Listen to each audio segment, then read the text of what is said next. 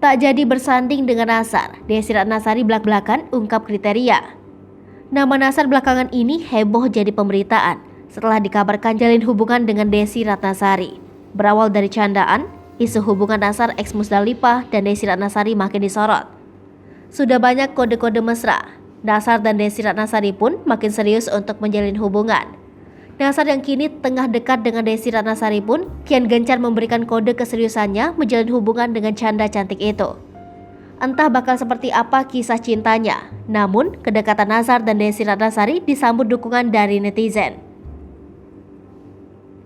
Namun nahas, cerita kedekatan Nasar dan Desy Ratnasari tak berlangsung lama. Entah gimmick atau apa, namun kini tak ada lagi cerita soal kedekatan dua insan tersebut. Tak jadi bersanding dengan Nasar, Desy Ratnasari belak-belakan ungkap kriteria. Desy Ratnasari mengungkapkan, jika dirinya mendapat lampu hijau dari sang buah hati Nashwa Natania Hamzah untuk menikah lagi. Pasalnya sebentar lagi Nashwa akan melanjutkan pendidikannya di Kyoto, Jepang. Desy mengaku jika saat ini ada beberapa pria yang sedang mendekatinya. Akan tetapi perempuan cantik ini belum menentukan akan berlabuh kemana. Untuk kriteria pasangan, Desy mengaku jika dirinya ingin pria yang usianya lebih tua darinya.